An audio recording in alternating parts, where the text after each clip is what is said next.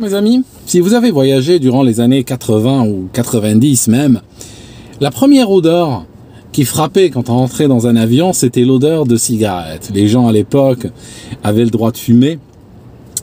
Maintenant, si vous revenez dans les années 40 ou 50, la première odeur qui frappait quand on rentrait dans un avion de ligne de ces temps-là, c'était celle de l'huile, de l'essence, du vomi et des excréments. Parce que, bon, voilà, l'époque voulait ça. Nos grands-parents étaient extrêmement courageux de voyager en comète, en caravelle, en liquide constellation. On n'oserait pas aujourd'hui. En fait, si vous regardez, il y a plein de choses qui ont été inventées auparavant qu'on n'aurait jamais inventées aujourd'hui. Prenez la moto, par exemple. Si aujourd'hui, imaginons qu'on ne connaisse pas la moto et qu'on veuille inventer un véhicule avec un gros moteur qui peut aller très vite et qui a que 2 roues, c'est vrai que les gens diraient non, c'est interdit, arrêtez. Alors, là, cet accident dont on va parler aujourd'hui, le Air Canada 797, qui est arrivé le 2 juin 1983, a été un jalon très important dans l'industrie et il a permis d'accélérer l'interdiction de la cigarette jusqu'à ce que, 10 ans plus tard, elle soit interdite dans tous les avions de ligne. Alors, que s'est-il passé? L'appareil avait décollé ce 2 juin de Dallas, de l'aéroport de Dallas, vers l'aéroport de Toronto. En fait, l'avion allait à Montréal, mais il y avait une escale qu'il devait faire à Toronto. Il prend une trajectoire nord-est, peut-être un peu trop infléchie vers le sud à cause de cellules orageuses qui s'étaient formées sur les lacs du Michigan. Donc, les pilotes avaient décidé d'infléchir leur trajectoire, d'allonger leur trajectoire pour éviter ces cellules-là et améliorer le confort et la sécurité de leurs passagers. L'avion avait décollé autour de 16h30, 18h50, soudainement, tac,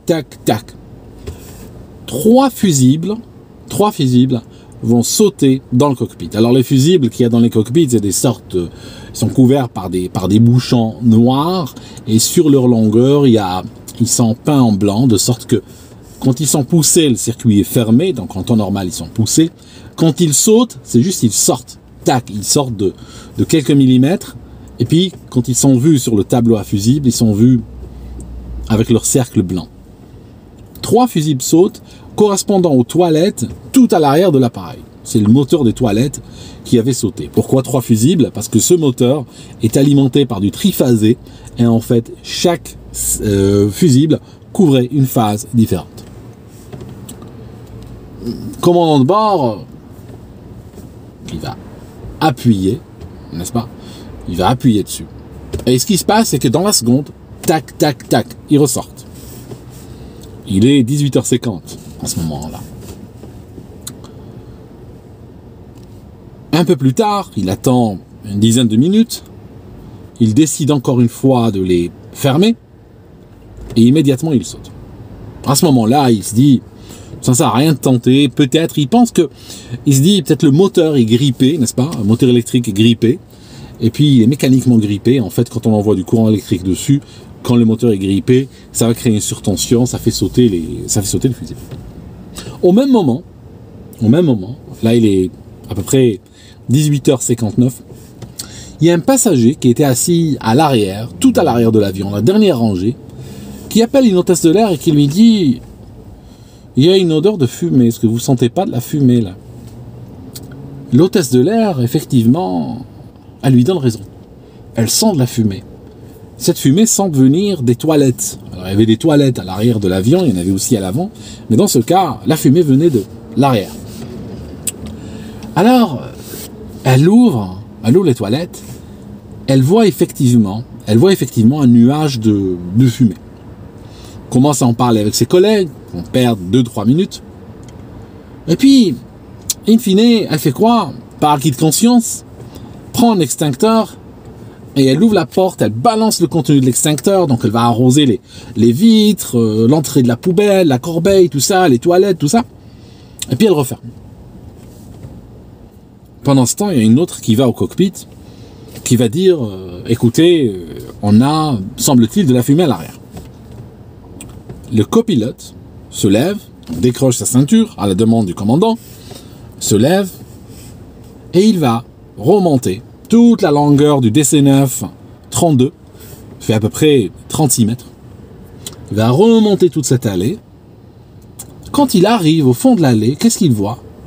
Il voit un nuage de fumée qui s'était formé. Il voit un nuage de fumée qui l'inquiète. Il ne veut pas traverser cette fumée-là.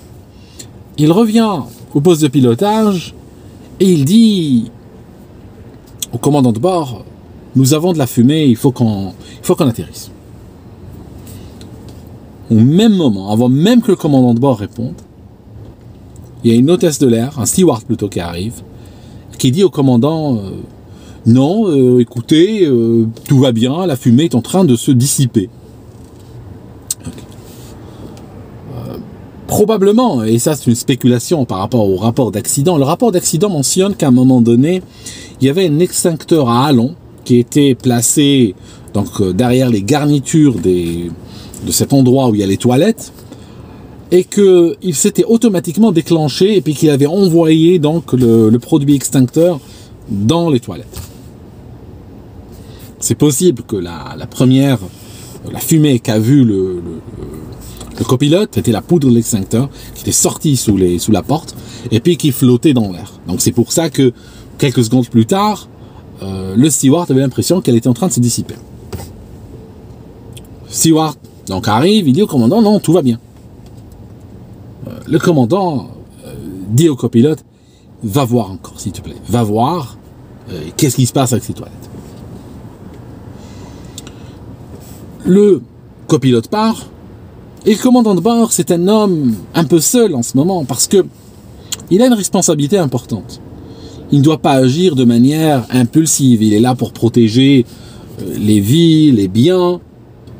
Et chaque geste qu'il fera ou qu'il ne fera pas sera sévèrement jugé, sera mis sous le microscope. C'est un homme seul parce que d'un côté, il peut initier une descente d'urgence et aller atterrir. D'un autre côté, imaginons qu'il le fasse et puis que finalement il n'y a rien, il y aura toujours quelqu'un qui va lui dire « Mais mon vieux, qu'est-ce qui vous a pris? T'as vu un hérisson ou quoi? Qu'est-ce qui t'a pris soudainement là ?» Donc, le gars, il attend que le copilote revienne. Le copilote descend encore une fois, marche tout le long des 36 mètres de cette allée interminable du DC-9. Il arrive au niveau des toilettes, il voit de la fumée, donc il en sort. Ce qu'il fait, et ça probablement lui a sauvé la vie ce jour-là, ce qu'il fait, c'est qu'au lieu d'ouvrir la porte directe, il commence à faire comme les pompiers, il commence à toucher la porte. Au moment où il place la main dessus, il sent qu'elle est chaude. S'il avait ouvert la porte, les toilettes lui auraient explosé en plein poire à ce moment-là. Qu'est-ce qu'il fait ?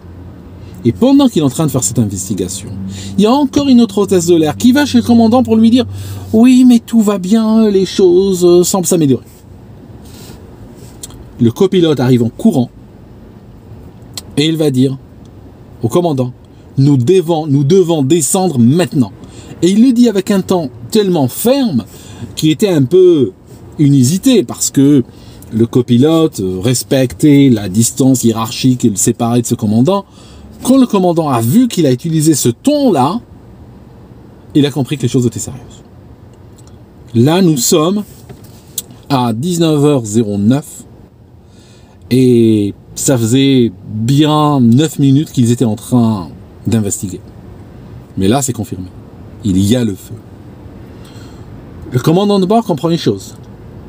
Alors que l'avion est à 33 000 pieds, il y a des nuages partout. Les nuages commencent, la couche nuageuse commençait à 25 000 pieds et descendait jusqu'à 3 000 pieds. Le commandant de bord comprend qu'il doit poser cet avion dans les 10 minutes. Il comprend que l'atterrissage qu'il ne fera pas dans les 10 minutes, il le fera probablement jamais. Que l'avion deviendra incontrôlable et que il s'écrasera de lui-même en fait. Il réalise aussi que par rapport à ces 10 minutes fatidiques, il en a peut-être perdu 9. Quand pour lui donner raison, à cet instant, il y a l'horizon artificiel qui est devant lui, tac, qui s'arrête, et puis qui commence à partir sur le côté. Le commandant de bord, il fait immédiatement la chose suivante, il appuie sur le bouton de la radio, il appelle le contrôleur aérien, il va lancer le fameux Mayday, Mayday, Mayday, donc 3 fois, pour annoncer une urgence, donc une urgence absolue. Et puis en même temps, ce qu'il fait, il sort les aérofreins, il réduit les gaz pour perdre de la vitesse parce qu'il sait que le contrôleur aérien va lui donner l'autorisation de descendre et lui donner des caps et tout ça. Donc, il veut déjà commencer à perdre de la vitesse. Il sort les aérofreins, réduit les gaz, il annonce donc son Mayday. Quelques secondes plus tard, le contrôleur aérien lui dit « Ok, vous êtes au niveau 330, 33 000 pieds.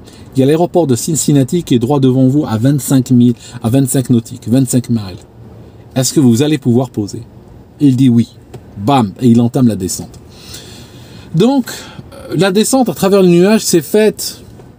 J'ai lu pas mal de rapports d'accidents et d'incidents.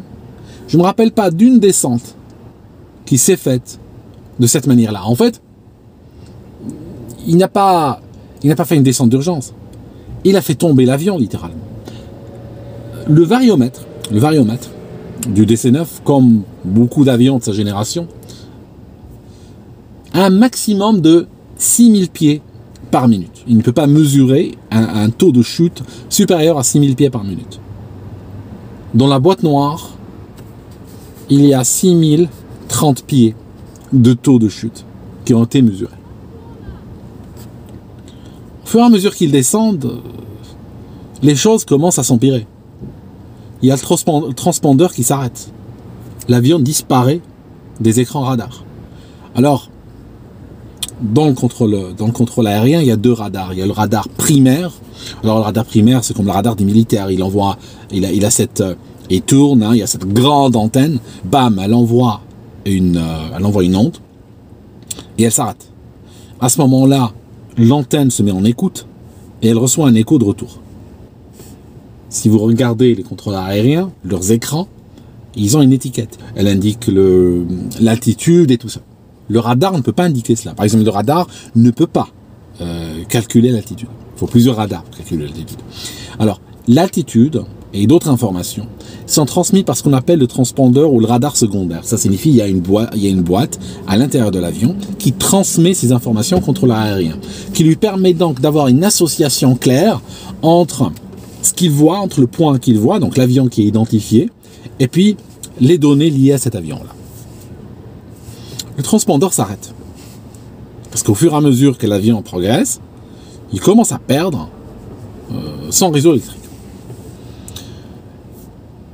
C'est peut-être pas essentiel de perdre le radar secondaire, mais ça va créer une confusion. C'est-à-dire qu'au bout d'un moment, le contrôleur aérien ne sait plus vraiment quel est l'avion de Air Canada 797. Il le confond avec un autre, en fait. Donc, il va lui donner des caps pour aller vers la piste. Il va lui donner des caps pour aller vers la piste 36, qui était face à lui. Et en fait, au bout de quelques minutes, le contrôleur aérien se rend compte qu'il a fait une erreur absolument abominable. Parce que autant les pilotes lui disent qu'ils ont tourné, ils leur demandent de tourner. Eux, ils disent « nous tournons ». Quand il regarde sur son écran, l'avion ne tourne pas. L'avion est en train d'aller tout droit. Et à ce moment-là, il réalise qu'il a fait une bourde extraordinaire, c'est qu'il a confondu l'avion d'Air Canada avec un autre avion. Catastrophe. L'appareil, donc le DC-9 d'Air Canada, se présentait mal pour atterrir sur la piste 36. Pour sauver la situation, le contrôleur aérien va lui donner une piste qui est à 90 degrés de celle-là. Donc au lieu de le faire atterrir sur la piste 36, il va lui demander de tourner à gauche pour atterrir sur la piste 27. Piste 27, comme son nom l'indique, elle est orientée plein ouest les chiffres qu'il y a sur les pistes indiquent leur orientation magnétique en fait. Maintenant, il y a un problème. C'est que les pompiers de l'aéroport de Cincinnati, quand on leur a dit qu'un avion va atterrir en urgence et qu'il y a le feu à bord sur la piste 36, ils ont déplacé tout leur équipement sur la piste 36. Quand après on leur a dit à la radio, ben non, il arrive sur la piste 27. Ils ont dû donc déplacer leur équipement sur un aéroport qui est actif. Hein, c'est pas, on peut pas juste traverser des pistes où il y a des avions qui atterrissent, qui décollent, qui circulent. Il faut encore coordonner avec le contrôleur aussi. Ils arrivent de justesse à la piste quand l'avion est en train d'arriver. Alors, dans l'avion, la situation se dégrade très rapidement. Les pilotes ne voient plus rien. Ils mettent leur masque à oxygène. La fumée, cette fois-ci, il n'y a plus besoin de deviner, il n'y a plus besoin de parler au steward ou à l'hôtesse. Là, la fumée, elle est autour d'eux. Les instruments tombent en panne les uns après les autres. Rendez-vous compte que ce commandant de bord, il a fait tomber un avion à travers la couche nuageuse de 25 000 pieds à 3 000 pieds. Il est sorti, il a freiné la chute de l'avion à 2 000 pieds en contrôlant l'appareil grâce à un petit horizon artificiel de type avion d'aéroclub qui est connecté à une batterie et puis à la boussole. Donc vraiment, il a fait un travail absolument extraordinaire ce jour-là. Mais en ce moment, il était complètement dans la fumée. Le copilote, ce qu'il fait, c'est qu'il, de temps en temps, il n'en peut plus, il ouvre le hublot. Les hublots sur les avions, dans le cockpit, s'ouvrent. Donc il ouvre le hublot, ça permet de chasser la fumée, mais il y a trop de vent qui arrive, etc. Tous ces papiers sont soufflés et tout ça. Il le referme. Et il va plusieurs fois l'ouvrir et le fermer. Durant la descente, ce qu'ils ont fait aussi, quand ils sont arrivés sur l'axe de piste, ils ont dépressurisé l'avion. Ce qui était quand même important parce que il faut savoir que il y a eu un cas, un avion de la compagnie saoudienne, Saudi Airlines. Je vous en parlerai à l'occasion. Et cet avion-là, il avait pu atterrir parce qu'il y avait un feu à bord. Il avait pu atterrir. Et après l'atterrissage, quand les pompiers sont arrivés, ils n'ont pas pu l'ouvrir. Et les gens qui étaient à l'intérieur ne pouvaient pas sortir, ni ouvrir les portes, ni rien du tout, parce que l'avion était pressurisé et les pilotes ne pouvaient pas contrôler les systèmes de pressurisation. Il y a eu beaucoup de morts dans cet avion-là. D'accord. Donc, c'était important de dépressuriser l'appareil. Il y a 46 personnes à bord, à ce moment-là. 41 passagers, 5 membres d'équipage. L'appareil atterrit sur la piste 27. Il y a 7 camions de pompiers qui lui courent derrière. Donc au moment où ils touchent la piste, eux ils sont garés sur les abords de celle-ci. Donc au moment où ils touchent la piste, eux ils rentrent dedans et ils commencent à accélérer pour le suivre. Les pilotes activent le freinage d'urgence. L'avion freine, les pneus éclatent et tout ça. Et l'avion s'arrête. Au moment où il s'arrête, ils arrêtent les réacteurs et tout ça. Et ils ordonnent l'évacuation. Les passagers n'attendaient que cela, parce qu'ils étaient, durant la descente, ils étaient en train de survivre avec des serviettes mouillées. Hein. Les hôtesses prenaient des serviettes, elles les mouillaient avec de l'eau, et les gens les mettaient sur leur tête pour respirer à travers. Tellement la fumée âcre était en train de remplir l'habitacle de l'avion. Les portes s'ouvrent, les toboggans se déploient. Immédiatement, les pompiers commencent à arroser avec les canons. Et les passagers évacués. Problème. L'avion atterrit sur la piste 27. Le vent venait du 220. Hein, si on regarde dans la direction 27, 270 à peu près, à plus ou moins quelques degrés, si on a un vent qui vient du 220, il vient de la gauche. D'accord, il vient de la gauche. Il vient 50 degrés de la gauche. Ils ont surtout ouvert les portes gauche. Le vent, il y a du vent frais qui s'engouffre dans l'avion. Pendant que les pompiers sont en train d'éteindre, les gens en train d'évacuer, il y a à peu près une minute qui se passe, n'est-ce pas? Une minute qui passe, certains ont dit 90 secondes, mais grosso modo, nous parlons de 60 à 90 secondes. Il y a soudainement un flash extraordinaire. Et parce qu'avant, jusqu'à cet instant, personne n'avait vu des flammes. Les gens n'avaient vu que de la fumée âcre, de la fumée dense, de la fumée toxique.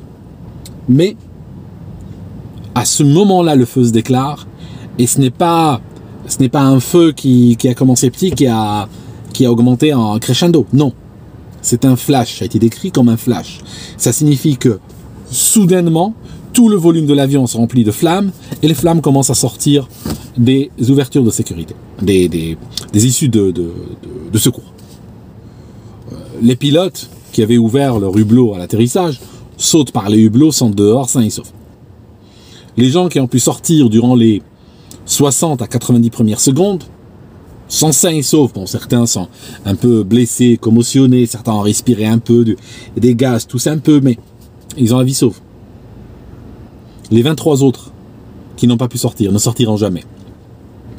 Très souvent, l'équation dans les accidents où il y a du feu, cette première minute en général est cruciale. C'est pour ça qu'on dit sortez, abandonnez vos bagages. Il y a 2-3 ans un avion russe qui avait atterri en feu et beaucoup de passagers en partant ont pris leur sac à dos, ont pris leur valise. Il faut savoir que chaque valise prise, c'est un humain qui ne sortira pas. Parce que lors d'une évacuation avec un incendie, les places sont comptées. Il y a 60 secondes à peu près. Il y a 60 secondes. Et ça s'est vérifié dans plusieurs accidents. Ceux qui ne sortent pas durant les 60 premières secondes, plus tard, les pompiers sortiront leur corps. Ils ne sortiront jamais.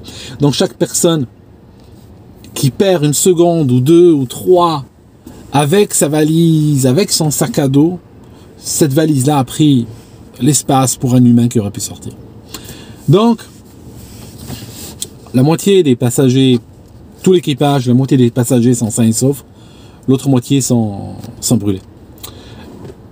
Les pompiers n'arrivent pas à éteindre l'incendie qui prend des proportions énormes, qui les dépassent. Il commence à manquer d'eau. Ils lancent un appel de secours et des villes et des communes environnantes. Il y a des camions qui arrivent, il y en a 13 qui arrivent. Au bout d'un moment, la piste est remplie de camions de pompiers. Ils vont mettre 56 minutes pour maîtriser l'incendie. À ce moment-là, c'est trop tard, bien sûr, pour les gens qui sont à l'intérieur.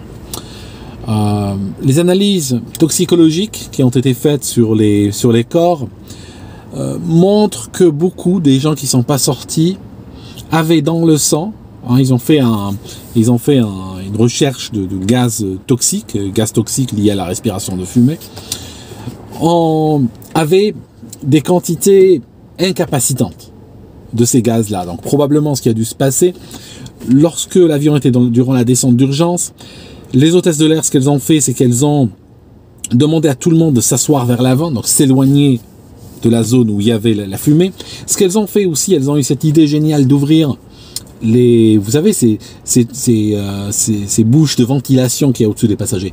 Elles les ont ouvertes toutes vers l'arrière et dirigées vers l'arrière. Donc, pour créer une sorte d'écran, une sorte d'écran d'air qui pousse ou qui maintient la fumée vers l'arrière. Le pilote, quand il a arrêté quand il a dépressurisé l'avion, le copilote, a fait une erreur qui lui a été un peu reprochée après. Il a arrêté la climatisation dans l'avion, il a arrêté les packs, il a arrêté la prise d'air, les prises d'air comprimées sur le réacteur. Parce qu'il avait l'impression, il a dit après aux enquêteurs, j'ai eu l'impression que ça alimentait l'incendie. C'est juste une impression.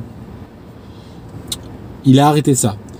À cet instant, les passagers décrivent que à ce moment-là, la température dans la cabine a augmenté brutalement. Parce qu'en fait, ce rideau d'air que les hôtesses avaient formé avec ces aérations, il a été interrompu soudainement. Ce qui a fait que les gaz chauds depuis l'arrière ont commencé à arriver nettement vers l'avant. Ces gens qui n'ont pas pu sortir probablement ont été incapacités. Ça signifie qu'ils étaient pas nécessairement morts, mais probablement ils avaient respiré tellement de gaz toxiques qu'ils n'étaient plus en état donc de sortir. Plus probablement certains ont dû être arrêtés dans leur fuite par l'explosion en forme de flash. Les enquêteurs n'ont pas été comment dirais-je, cléments avec l'équipage. Ils leur ont reproché leur communication, ils leur ont reproché le fait d'avoir minimisé la situation, ils leur ont reproché d'avoir tardé à initier la descente d'urgence. Par contre, une fois que la descente d'urgence avait été initiée, en 11 minutes littéralement, l'avion avait atterri. Donc imaginez-vous, 33 000 pieds, conditions IMC, donc de vol aux instruments, sans instruments d'ailleurs, ou quasiment sans, donc vous avez une boussole, hein, si vous faites des simulateurs, testez ça, 33 000 pieds, aéroport à 25 miles nautiques, contrôleur aérien qui se trompe, qui vous donne des faux caps à un moment donné, et puis faites atterrir cet avion en 11 minutes. C'est réellement une prouesse. Ça veut dire quoi? Ça nous dit que si le feu avait été identifié ne serait-ce que 5 minutes avant, et que cette descente d'urgence avait été entamée un peu en avant, peut-être que les gens auraient eu tous le temps de fuir. Mais c'est clair aussi que cette histoire du contrôleur qui s'est trompé aurait pu aussi être fatale, parce que si l'avion avait raté la piste et qu'il s'était éloigné et qu'il devait faire demi-tour pour revenir atterrir, il serait écrasé probablement au nord du terrain, tuant tout le monde. On n'a jamais compris pourquoi, hein, on n'a jamais compris, on n'a jamais pu localiser. Il y a eu des analyses du NTSB, il y a eu même le FBI, il y a eu même l'unité qui travaille sur les incidents, les incendies du FBI, de la police fédérale américaine, qui a investigué. Ils ont reconstitué même des toilettes similaires, ils les ont soumises à tous les tests possibles et imaginables. Ils n'ont jamais réussi à comprendre pourquoi ça a pris feu là-dedans. Jamais ils n'ont pu comprendre la source de l'incendie. Ils ont suspecté les cigarettes. À un moment donné, quelqu'un aurait peut-être jeté une cigarette dans la poubelle, sauf que l'extincteur à halo s'est déclenché et parmi ses targets, parmi ses cibles, c'est la poubelle. Il semblerait que ceux qui ont vu cette fumée à ses débuts, qu'elle sortait de derrière les panneaux, hein. Il y a des panneaux en plastique, hein. Il y a les panneaux de plastique qui couvrent donc toute la cabine. Il semblerait que ça venait de derrière en fait. Mais cette information n'avait pas été communiquée aux pilotes. Les pilotes ont cru au départ qu'il s'agissait d'un feu dans la poubelle du cubicle des toilettes. Voilà. C'était donc le Air Canada 797, 46 passagers, enfin 46 occupants et 23 morts. À bientôt.